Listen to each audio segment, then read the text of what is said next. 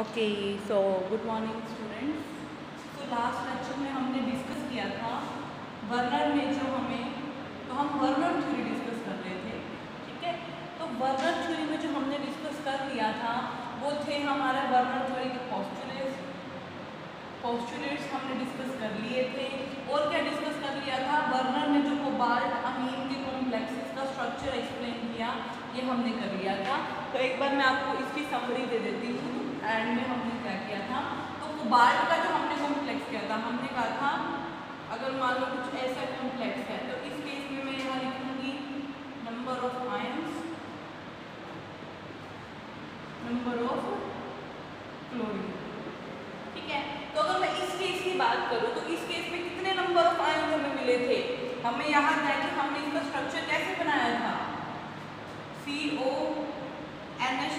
की 6 3 positive plus Cl negative, ऐसे ही था ना।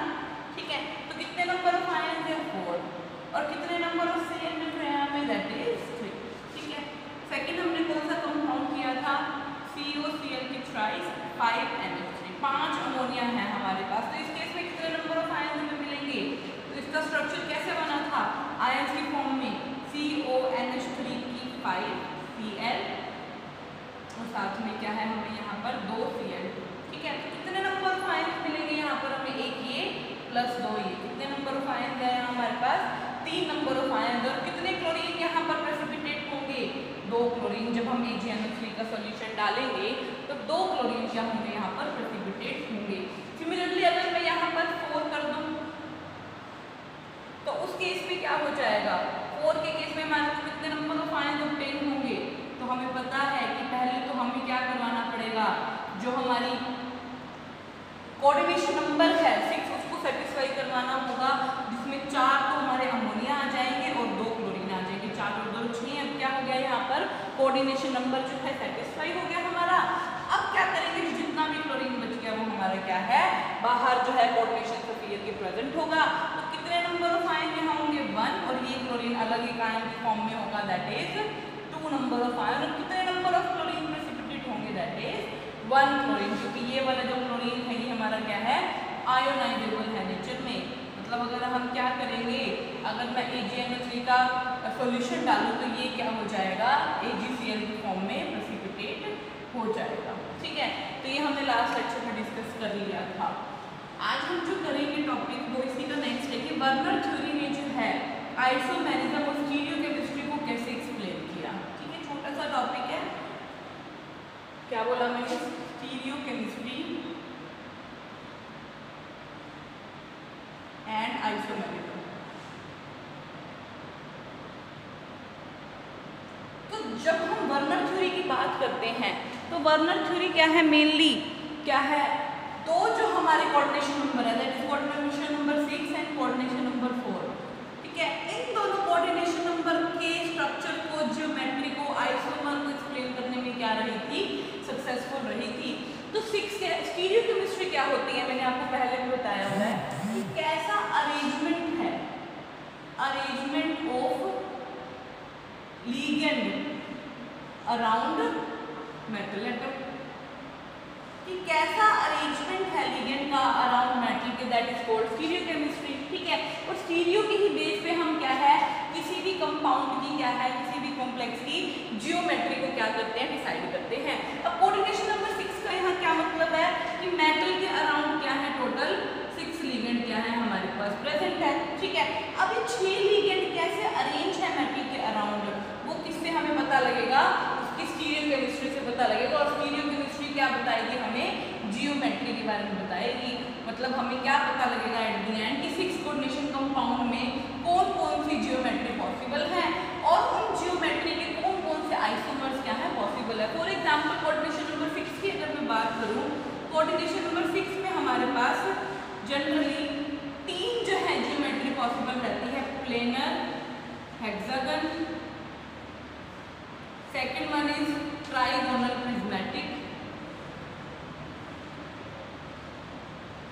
प्रिज्मेटिक, और लास्ट वन इज ऑक्टाहेड्रल जो हम नॉर्मल भी जानते हैं। तो अगर मैं कोऑर्डिनेशन नंबर 6 की बात करूँ तो जनरली 3 जो है हमारी जियोमेट्री पॉसिबल रहती है, और अगर 3 आगे मैं बात करूँ तो नंबर ऑफ आइसोमर्स क्या हो सकते हैं, पॉसिबल हो सकते हैं। ठीक है, नंबर ऑफ आइसोमर्स क्या होते हैं, आइसोमर होते हैं जिनका सेम तो मॉलिक्यूलर फॉर्मूला होता है बट डिफरेंट स्ट्रक्चर होता है, बट डिफरेंट स्ट्रक्चर। तो अगर मैं बात करूं कोई भी एक ज्योमेट्री की, तो इसके अंदर चाहे इसके अंदर आप लगा लो चाहे इसके अंदर लगा लो, जैसे मेरे पास कोई कॉम्प्लेक्स है MA4B2 टाइप का, MA4B2 टाइप का, तो ये हमारी क्या है, मान लो मैंने बोल दिया ये ऑक्टाहेड्रल ज्योमेट्री है, इसकी क्या है, ऑक्टाहेड्रल ज्योमेट्री है। अब ऑक्टाहेड्रल में भी कैसे कैसे अरेंजमेंट हो सकता है वो देखिए। तो देखिए ऐसे भी हो सकता है कि चारों के चारों A ऐसे लगे हो और B ऐसे लगे हो, ये अरेंजमेंट पॉसिबल है ऑक्टाहेड्रल में, बिल्कुल पॉसिबल है। क्या मैं इसको ऐसे बना सकती हूँ, 1 2 A तो मैंने सारे यहाँ लगा दिए और दोनों B यहाँ लगा दिए, बिल्कुल पॉसिबल है। अब देखो ये भी ऑक्टाहेड्रल है, ये भी ऑक्टाहेड्रल है, नीचे विजिबल है, यस, तो ये भी ऑक्टाहेड्रल है, ये भी ऑक्टाहेड्रल है, लेकिन यहाँ पर क्या है, मतलब दोनों का ही मॉलिक्यूलर फॉर्मूला सेम है, मतलब दोनों ही किस टाइप के हैं, MA4B2 टाइप के हैं, लेकिन मॉलिक्यूलर फॉर्मूला सेम होने के बाद भी इसका जो है अरेंजमेंट मेटल के अराउंड अलग है और इसकी अरेंजमेंट क्या है, अलग है मेटल के अराउंड। तो दैट मीन्स ये क्या है, एक दूसरे के आइसोमर हैं, तो मतलब ऑक्टाहेड्रल के अंदर भी आगे क्या है हमारे पास आइसोमर्स क्या है, पॉसिबल हो सकते हैं। ठीक है, वो किसके ऊपर डिपेंड करेगा कितने आइसोमर पॉसिबल है, कि हमारा जो मॉलिक्यूलर फॉर्मूला हम लेकर चल रहे हैं वो एग्जैक्टली क्या है, और उसके यूज करते हुए हम कितने आइसोमर जो है हमारे क्या है एग्जिस्ट कर सकते हैं। तो वर्नर ने क्या है इसी कॉन्सेप्ट को उठाया और वर्नर ने क्या कहा कि मान लो फॉर एग्जाम्पल मेरे पास कोई फॉर्मूला है MA4B2 टाइप का, MA4B2 टाइप की अगर मैं बात करूं, थोड़ा सा इधर आपको विजिबल होगा, MA4B2 टाइप की, ठीक है। तो इस केस में मैं बात करूं तो प्लेनर हेक्सागन के कितने आइसोमर पॉसिबल हैं, तो उसने कहा कि प्लेनर हेक्सागन के 3 आइसोमर क्या है पॉसिबल है, मतलब प्लेनर हेक्सागोनल ज्योमेट्री में ही हम क्या है 3 टाइप से अरेंजमेंट कर सकते हैं सेम फॉर्मूला का। ठीक है, मतलब हम क्या है जो एटम है हमारे A4B2 इनकी अरेंजमेंट क्या है डिफरेंट तरीके से 3 तरीके से क्या है कर सकते हैं। ट्राइगोनल प्रिज्मेटिक की अगर मैं बात करूं तो ट्राइगोनल प्रिज्मेटिक कितने पॉसिबल है हमारे, दैट इज 3। और ऑक्टाहेड्रल की बात करूं तो ऑक्टाहेड्रल हमारे पॉसिबल है जनरली 2। ठीक है, लेकिन ये क्या था थ्योरेटिकल बेस्ड डाटा था, तो एक्सपेरिमेंटली जब कैलकुलेट किए गए नंबर ऑफ आइसोमर इनके लिए तो जनरली ये फाइंड आउट हुआ कि इन सबको मिलाकर ही हमारे पास जनरली कितने आइसोमर हमें मिलते हैं, 2 आइसोमर मिलते हैं।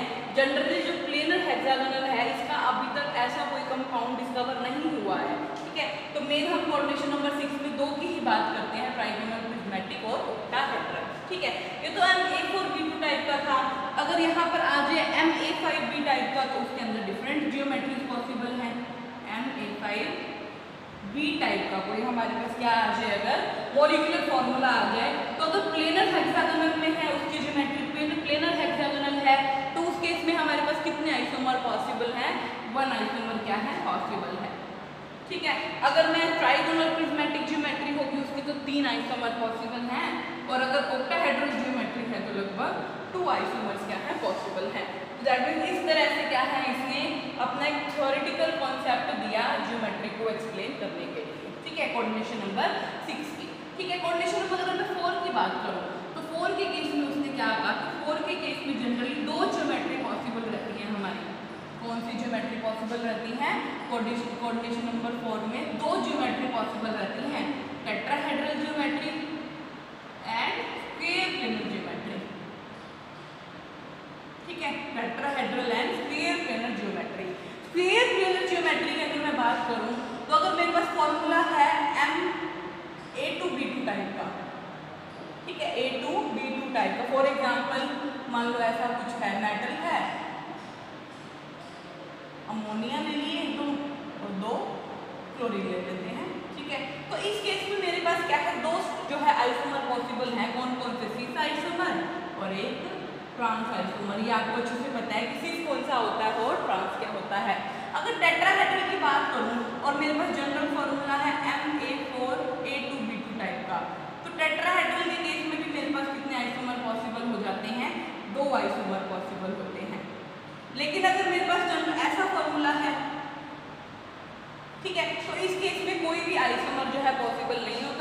स्ट्रक्चर ही एग्जिस्ट करेगा, ठीक है।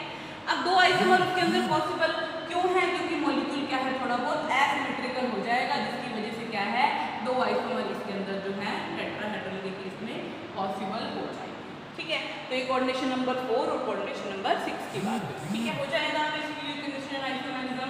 नेक्स्ट हम बात करते हैं वर्नर के जितने भी पॉइंट्स थे, जितना भी उसने बोला, कोबाल्ट के कॉम्प्लेक्स को एक्सप्लेन किया, स्ट्रक्चर दिया, तो उसका हमने क्या एक्सपेरिमेंटल बेस्ड डाटा भी है हमारे पास? बिल्कुल है। सबसे पहले एक्सपेरिमेंटल बेस्ड डाटा है, मतलब जो उसने बात कही क्या वो एक्सपेरिमेंट के बेस पे कही? हम एक्सपेरिमेंटल के बेस पे कह सकते हैं वो बात सही थी। तो एक्सपेरिमेंटल बेस्ड डाटा क्या है?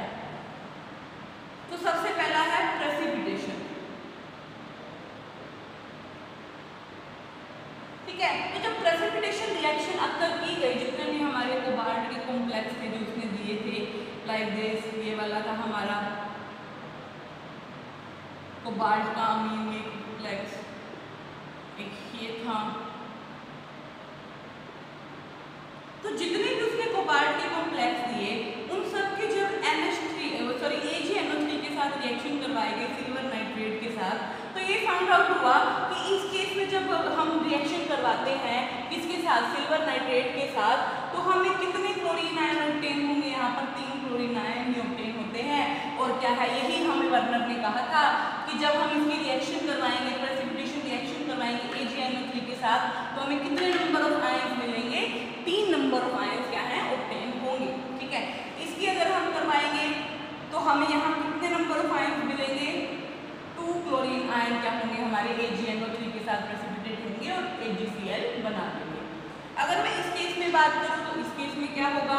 इस केस में हमें ओनली 1 क्लोरीन आयन ही क्या होगा, ऑब्टेन होगा। तो दैट मीन्स प्रेसिपिटेशन रिएक्शन के थ्रू जो बात वर्नर ने कही वो क्या होगी, बिल्कुल हमने एक्सपेरिमेंटली प्रूव कर दी कि वर्नर यहाँ पर गलत नहीं था, सही कह रहा था कि इसके केस में 3 क्लोरीन आयन प्रेसिपिटेट होंगे, इसके केस में 2 होंगे और इसके केस में क्या होगा, 1 ही क्लोरीन आयन क्या होगा हमारा जनरली जो है प्रेसिपिटेट होगा, ठीक है। ये तो होगी फर्स्ट। सेकंड क्या है, फ्रॉम कंडक्टेंस मेजरमेंट। सेकंड है हमारे पास फ्रॉम कंडक्टेंस मेजरमेंट।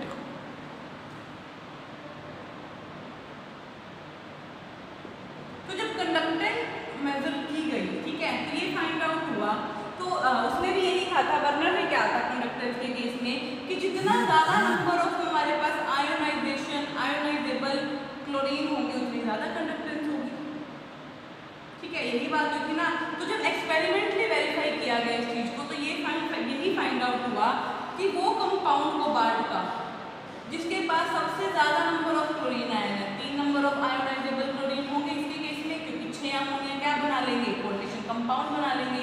तो इस केस में क्या है हमारे पास, जो कंडक्टेंस की वैल्यू है वो क्या रहेगी, हाई रहेगी, मोलर कंडक्टेंस की।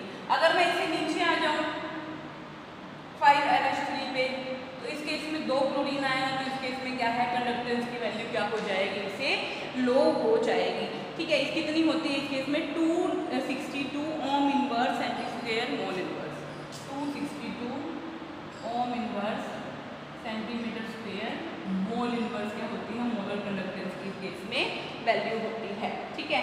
अगर मैं इससे नीचे चली जाऊं और भी, तो उस केस में क्या आ जाएगा हमारा, और भी क्या चला जाएगा, डाउन चला जाएगा। दैट मीन्स क्या है, किसके ऊपर डिपेंड करेगी कंडक्टेंस की, कितने नंबर ऑफ क्या है हमारे पास क्लोरीन आयन क्या है प्रेजेंट है, और उसके ऊपर क्या है हमारी जनरली जो मोलर कंडक्टेंस की वैल्यू है वो क्या करती है, इंक्रीज करती है, ठीक है, हो जाएगा अच्छे से।